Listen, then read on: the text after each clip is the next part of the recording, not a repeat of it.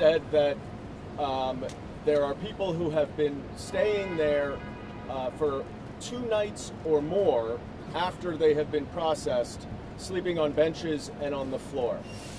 We are very concerned about what conditions these immigrants are being held in while this mass deportation scheme is underway. We observed the courtroom before that where the government is trying to dismiss their cases. These are nonviolent, non-criminal immigrants going through the proper process. The government is trying to dismiss the cases. We observed 2 cases where the respondent, the immigrant, rejected the government's motion to dismiss it and moved ahead with their asylum claim. So they were not arrested by the numerous federal agents in masks who were waiting outside of the courtroom. And those federal agents are not just ICE agents. There were numerous FBI agents.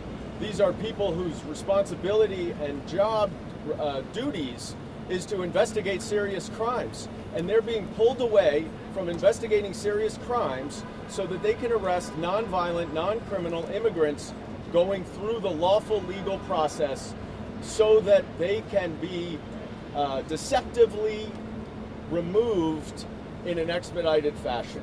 And the question is, why can't we go in? What are they hiding? If they're going to treat Controller Lander, if they're going to treat Senator Padilla, if they're going to treat Congresswoman McIver the way that these agents have been treating them, as if it's a police state out in the open in the public, how are they treating immigrants behind closed doors who have to sleep on floors for multiple nights? This is unacceptable. It is unacceptable that they denied our access, and we will be continuing to push for access with the executives at the Department of Homeland Security because they are violating the law. And we will not stop until we get to go in and observe what is going on in these detention centers with these non-criminal, non-violent immigrants going through the process the correct way. And the question for everybody to ask is not only what are they hiding with the masks, but what are they hiding about this facility that they are using to house immigrants for multiple days. Congressman Allen. We first observed the courtroom where we saw 2 cases, and in both cases the government moved to dismiss the case, and had the government dismissed the case and they walked out, they would have immediately been seized by ICE officers and deported from the country under expedited removal. But these 2 people had apparently been advised, and they objected to dismissing the case, and so court dates were set for some time in the future. Of course, if they had not been advised, that they had they not had an attorney who told them to do that, they would have been deported on the spot. Number 1. Number 2, they told us, the deputy field director told us that the 10th floor was not a detention facility. Yes, people are detained there. Yes, they stay there for 1 or 2 nights or 3 nights, staying, sleeping on the floor on benches. But they're not. But it's not a detention center. They are detained, but it's not a detention center because they don't choose to define it as a detention center. Well, this is ridiculous. If people are detained there, it's a detention center, and under the statute, we have absolute right under section 527, to inspect detention centers, a right that was denied to us. And we can only wonder what they are hiding in these detention centers, or in this detention center, that they would deny us our absolute legal right to inspect it. Second of all, or third of all, ICE agents and FBI agents were wearing masks.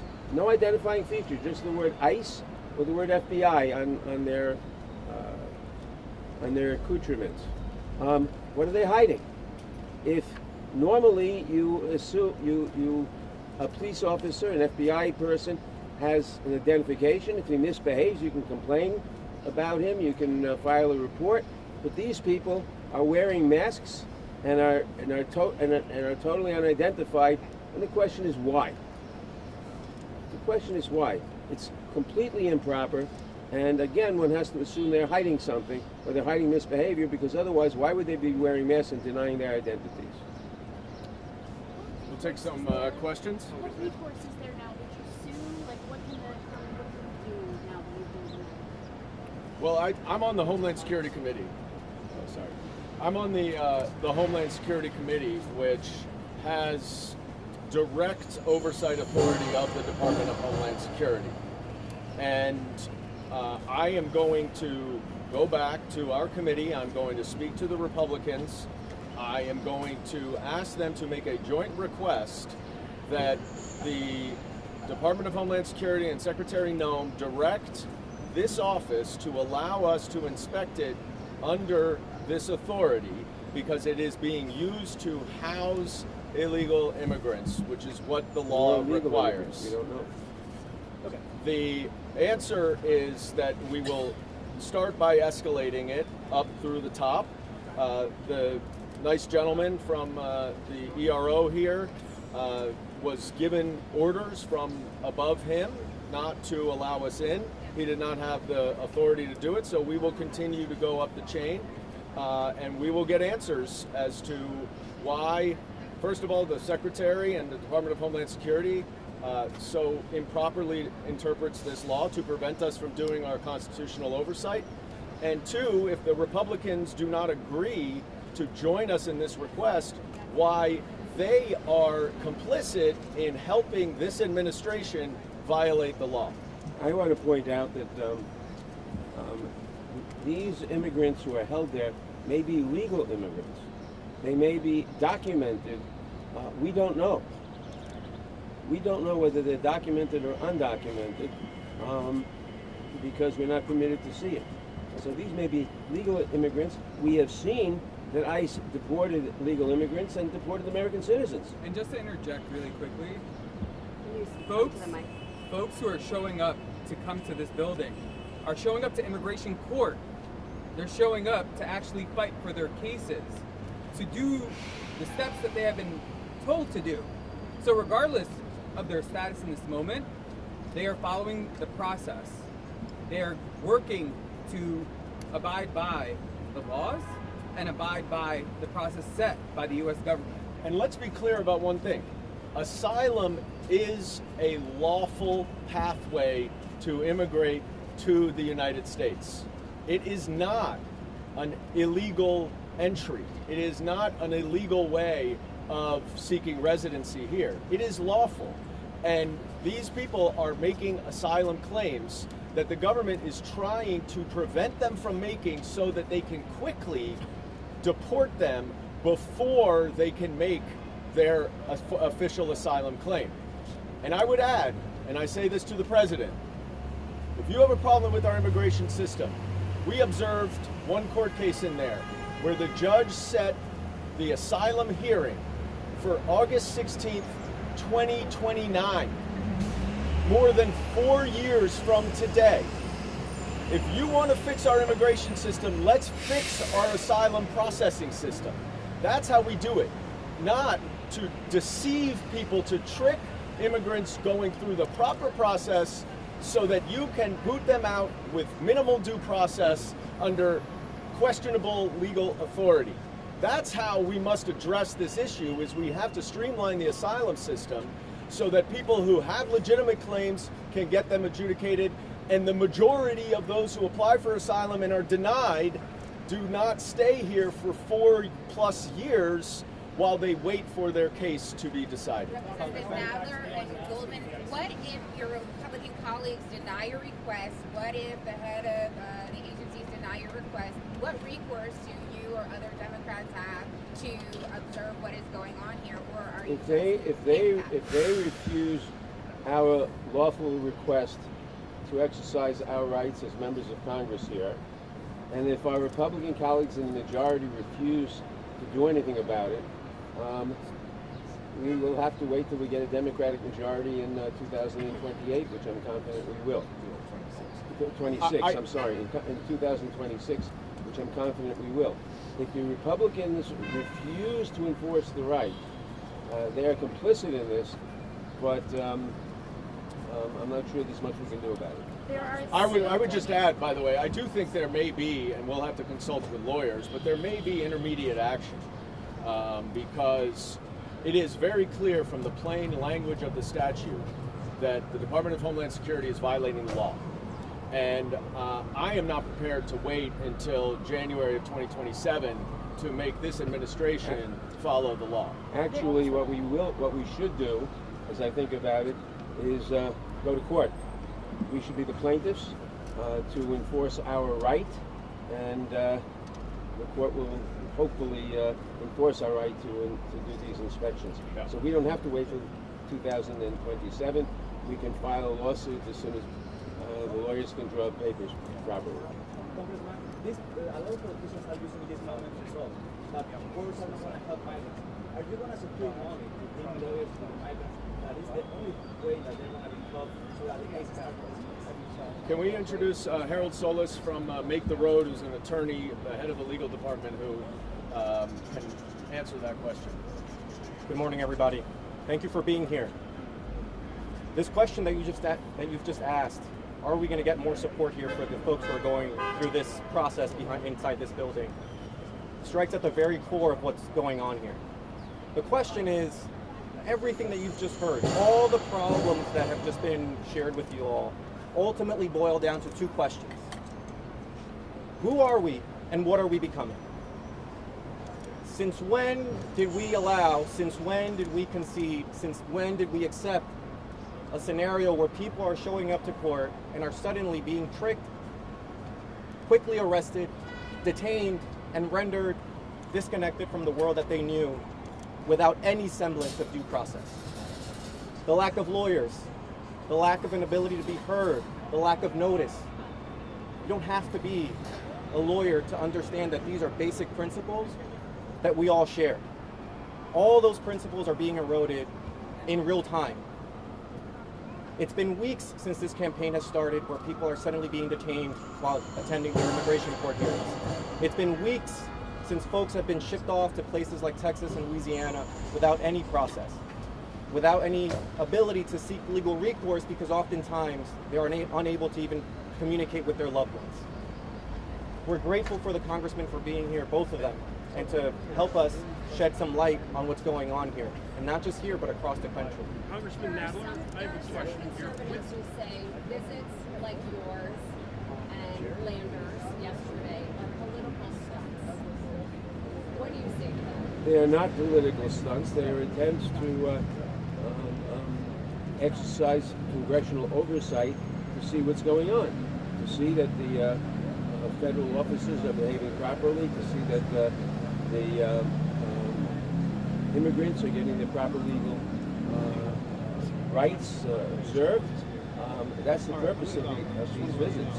I would add, the reason for constitutional duty to conduct oversight is to bring transparency about what any administration is doing as it relates to the execution of the laws and their duties. All we are trying to do is shed some light by using our authority to tell the American public what is going on behind those closed doors. That's our obligation, and that's simply what we're trying to do. That's why we have oversight authority, and that it begs the question as to why are they not allowing us simply to observe what's going on? What is going on behind those closed doors that they are so afraid of us to see? What are they hiding? Are you ICE agents? DHS says that violence against ICE agents is like 40%. Of course we are concerned about their safety and their families, but I guarantee you that our presence will not increase, the two congressmen's presence will not increase violence against ICE agents. We're not going to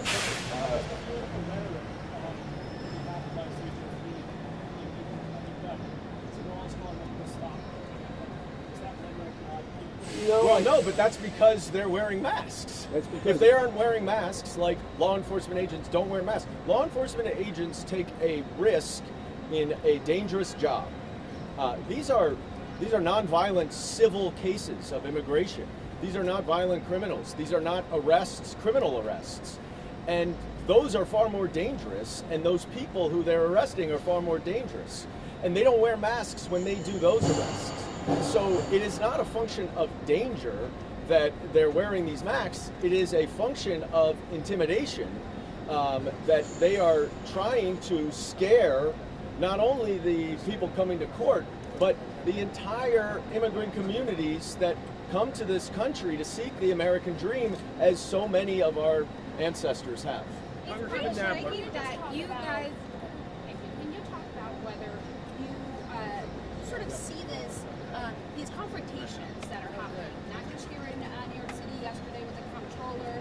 You did just have a somewhat amicable but a confrontation with the field deputy ICE director, asking these questions that you guys have. Do you see that as sort of your only resort as Democrats right now to kind of seek out these confrontations in response? I said that our other resort right now is to go to court because they are denying our legal right as guaranteed by Section 527 of the immigration law. Now, we are seeing Gestapo tactics, whether it's the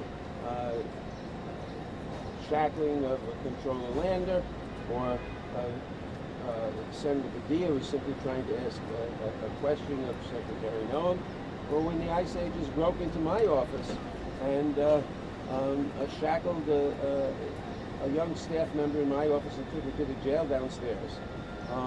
We are seeing a lot of, for no reason at all. They simply, my staff member simply asked, do you have a warrant? They said we don't need a warrant, which is not true. We're a congressional office, a fully full branch of government. They certainly did need a warrant, but they barged in, pushed the young woman, a petite young woman, and she may have touched the officer, falling back, and they said, okay, you're under arrest for assaulting a federal officer, which is ridiculous. But they shackled her, they took her downstairs to the jail. And it was only when I got there that I was able to resolve the situation and get her released. But she was shaken. This poor young girl was shaken. I would just add, I would add one response to your question. Boundary, given that Trump appears to be pushing his boundary as well. The Constitution provides Congress as an independent body with oversight authority. The Republicans in Congress are not agents of Donald Trump. They are independent elected officials who have an obligation to conduct oversight over this administration. That's what they were elected to do by their constituents. If they are not satisfying their duty, if they're not upholding their individual independent obligations, then you all should be asking them, why not? Why do you allow for this administration to so clearly misinterpret the law to prevent us, with the same authority that they have, from observing ICE detention facilities? And it begs the question, how far down this rabbit hole do they want to go? Because the shoe will be on the other foot at some point. And they have a duty that Congressman Goldman was describing, but they're acting in effect as agents of the administration. What do you say to people who are really disenchanted with the Democratic Party, who feel like Democrats are not standing up? You said initially when I asked you, what is your next course of action, that you'll wait until you have a majority in Congress, and then, Congressman Goldman said, well, we can go to court, and it just seems I said like, we can go to court. Yes, after Congressman Goldman said that. And it seems like there is really no forward thinking, because we've all seen what has been happening here and around the country and the way ICE agents have been treating elected officials. And it seems like nobody is really thinking ahead. Okay, are we consulting with attorneys? Are we looking at our next steps? It just seems disingenuous. We are certainly consulting with attorneys. We are holding demonstrations. We saw the 5 million person march the other day. We've been demonstrating. I've demonstrated outside the Department of Justice office in Washington, and we are doing what we can in Congress. We're doing everything possible that we can do. We do not have a majority in either house that limits what we can do, but we are doing everything possible.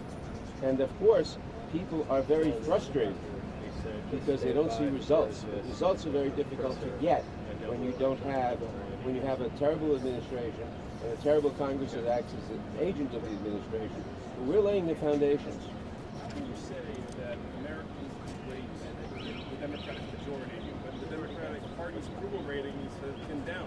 Just to be clear, I did not say that. And the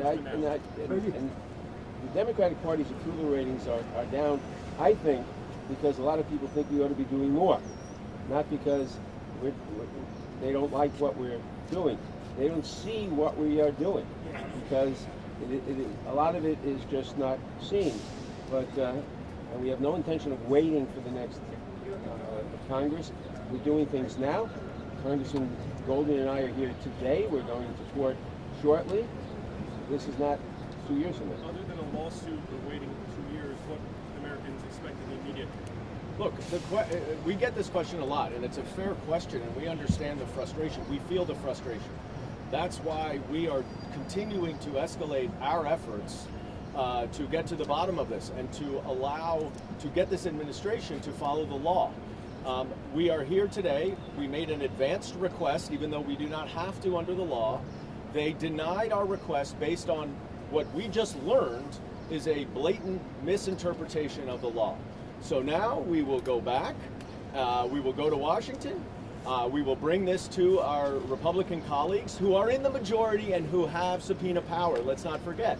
So the question is a legitimate question, it should be asked of us, but it must also be asked of Republicans. Why do they not care that this administration is violating the law? All right, thank you. Thank you.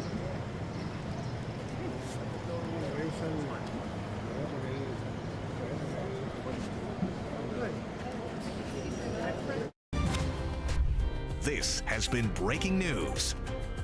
Just looking at that shot, Columbus Circle, doesn't it just feel like there's a dark cloud hanging over us? It's been hanging over us for days and days, and times it's been the drizzle, the mist, the wet weather, the fog, all of that. Culmination of that this morning. Some wet weather is exiting, but there's another round of rain later today. 66, there's a city behind this clouds somewhere. 68 right now, Bridgewater, 60 at Toms River. Everybody's in the 60s, and we're warmer this morning than we were yesterday. Started to see a shift in the pattern. Southerly winds, dew points. Yes. The dew points, the measure of the moisture and the humidity. The higher the number, the stickier it feels. And it's feeling pretty steamy right now through New Jersey, especially. This is dew points closing on 70. I know you see 64, you're like, that's not so bad. But guess what? This number is still climbing. So the later we go today, the more humid it'll actually feel. And then tomorrow, it's really, really stuffy. The winds aren't going to really, we're not going to be able to count on much of a breeze today when we would ideally like it. Upper 70s, there's the peak of sun. It's not going to be most of the day. Most of the day is still cloudy, but there will be some breaks in the clouds at times. At least that's what we're holding out for. Upper 70s to low 80s with an afternoon thunderstorm chance. Here go the leftovers. A couple of showers between Monmouth and Ocean. Showers are still getting ready to exit the East End, and you're doing a lot better through the Hudson Valley and Connecticut than you were earlier. A lot of clouds overhead. There will be some downpours we'll have to watch this afternoon, some thunderstorms too. It's just the coverage is just more spotty than it is like widespread, so there will be some of you that don't see a ton of this, and either which way it should be pretty quick moving through the area. However, you get under one of these, they can put a lot of rain in a short amount of time, so there could be some minor flooding issues there. Tomorrow, it's a flooding possibility. It's the threat for some stronger storms that could pack some damaging winds and hail.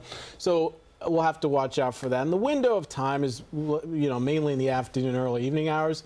And yeah, our first 90-degree day of the year. It had to come at some point. Yep. And once we do that, we'll really get used to the 90s next week because we've got a heat wave. Yeah, we're going to have to get used to it. Jumping right in. Yeah. No easing into any of these seasons around here. Although Friday, Saturday, we'll at least get a break from the humidity, which would be really nice. All right. The deadline for TikTok delayed again. President Trump expected to sign an executive order this week to postpone the ban on China-based social media app once again. Congress passed a bill forcing TikTok TikTok's parent company, ByteDance, to sell the platform due to national security concerns. The deadline, which President Trump has already extended twice, is June 19th. The White House says the president's order will keep the app running for at least another 75 days before he makes another decision. The culinary world and Food Network fans are mourning the death of celebrity chef Anne Burrell. Police say she was found dead inside her Brooklyn home yesterday. Christina Fan has more from Chelsea Market, home to the Food Network. Good morning. Anne Burrell, known for her spunky personality and her trademark spiky blonde hair, was the hugely popular host of Worst Cooks in America. Tributes are pouring in from all across the culinary world this morning, remembering her for her passion for cooking and teaching. Among them is celebrity chef Robert Irvine, who wrote, "I'll always remember her unwavering dedication, not just to food, but to lifting others up." Cake boss Buddy Valastro wrote, "Your passion, energy, and love for food lit up every kitchen. You were a true force and a beautiful soul." Police responded to Burrell's home in Brooklyn Tuesday morning, where they found the 55-year-old celebrity chef unresponsive and pronounced her dead. Burrell began her culinary journey by enrolling in the Culinary Institute of America, then working in upscale New York City restaurants. After competing on Iron Chef America as a sous chef in 2005, she started hosting her own Food Network show, Secrets of a Restaurant Chef, which ran for a total of 9 seasons. She also appeared regularly on shows such as Chef Wanted, Chopped, and Food Network Star, and dedicated her time to food pantries, juvenile diabetes awareness campaigns, and other charities. Her cause of death is not yet clear this morning. The medical examiner's office will be conducting an autopsy. Reporting from Chelsea, Christina Fan, CBS News, New York.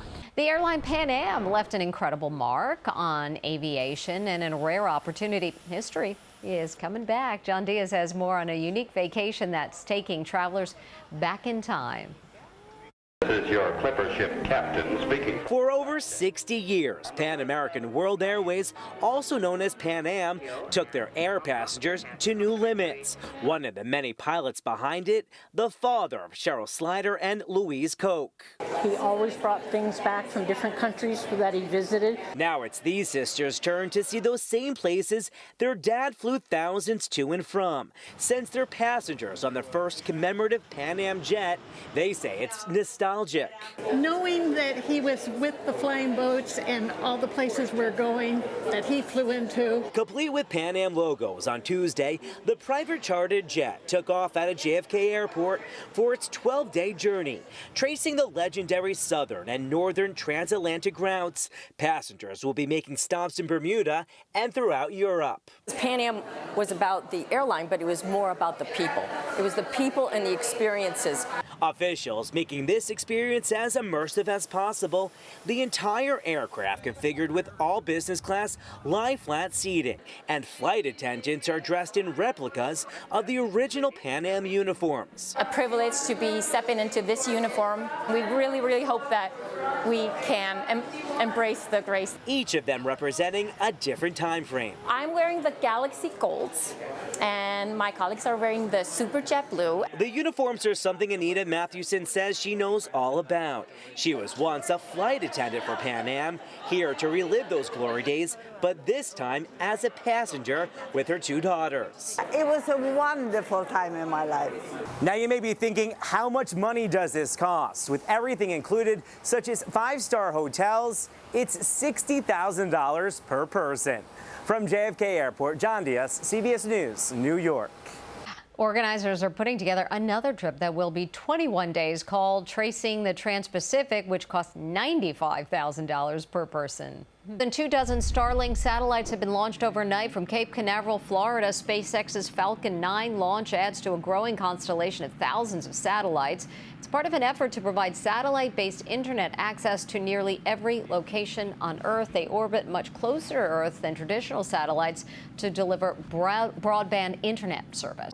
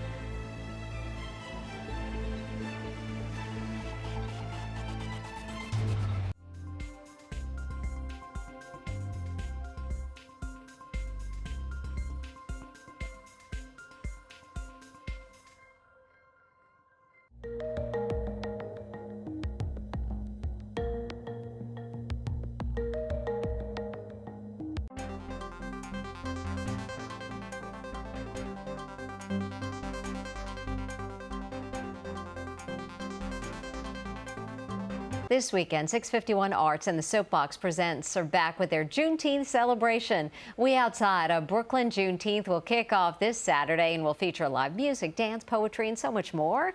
Joining us now is Toya Lillard, Executive Director of 651 Arts, and Maya Abney, founder of the Soapbox Presents. So good to have you both. Thank you. Thank you so much. Toya, this event is becoming a tradition in the Brooklyn community. What does it mean for you to see the celebration evolve over the years? It means so much. As a Texan, it means so much to see Juneteenth celebrated in such a big way and bigger every year, and to have it under the helm of 651 Arts and Soapbox Presents means so much. Every year the audience grows, and we're so excited about it. Maya, with your organization Soapbox Presents curating the programming, what can people expect from the day? We Outside is a full-day celebration of Black expression. We curate marching bands and majorette squads. We have a spoken word session, a movement segment, and of course, we culminate the day with our traditional stoop session. And Toya, Faith Ringgold's legacy plays a central role in this year's celebration. Why did her work resonate so strongly as a creative and thematic guide? Yeah, Faith Ringgold is a multimedia artist who draws upon several Black traditions in her work, a beloved artist that we lost in 2024. Harlem-born, an educator.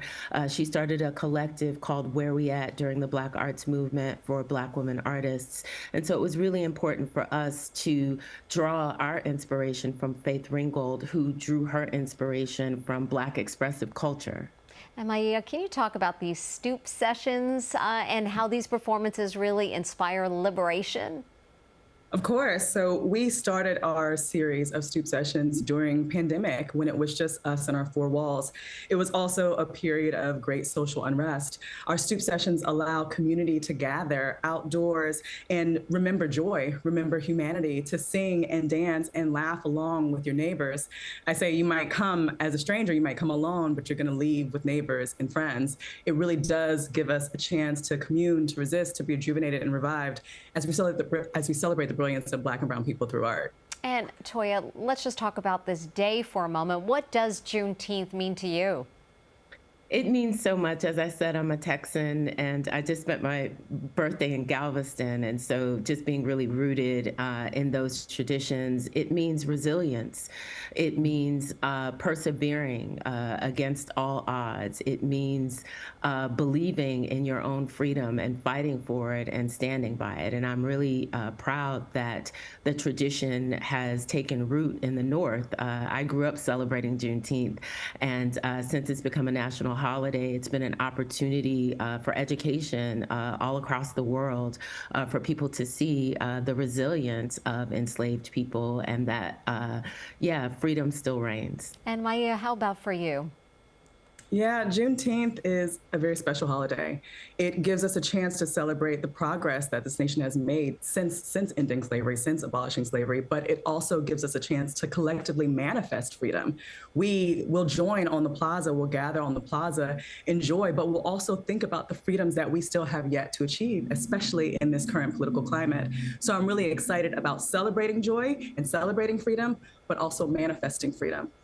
Well, Toya Lillard, Executive Director of 651 Arts, and Maya Abney, founder of the Soapbox Presents. We thank you so much for joining us. We appreciate it.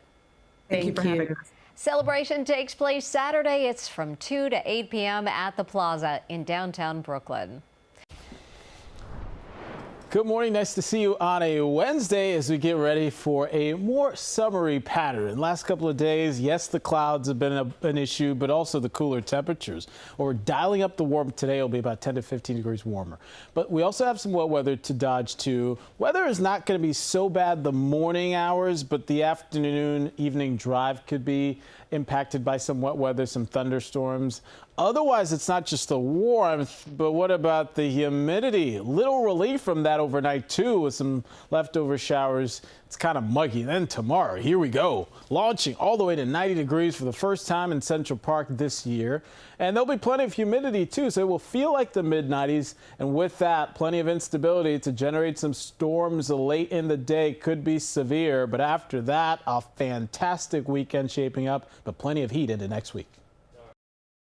Maybe this is my destiny. Opera will take the spotlight on the famed basketball court. Rucker Park in Harlem will host the Opera Bounce. The opera takes a look at the devastating impact gun violence and trauma can have on communities. The music features a mix of hip-hop, jazz, and gospel in a stage on a basketball court with a message of hope. Performances are this Saturday, the 21st, and then June 28th, a week later. Well, put down the cocktail and pick up a latte. Welcome to Sober Clubbing. That's right. Here, baristas brew coffee while DJ spin. This hopping daytime club session in Singapore is part of a growing trend in alcohol-free events. Gen Zers are increasingly seeking out sober social spaces for the health benefits and no-pressure vibes. It's also the idea that it's like a safer space, you know. I think the people who are here are really here to enjoy the music. More and more of my friends are sober or sober curious, and I think that, yeah, we don't need alcohol to have fun. We just have each other, and as long as we bring the vibes, we'll be okay. These budget-friendly dance sessions wrap up by late afternoon, and sober partygoers say it's the best part of the party is no hangover. Can't disagree with that.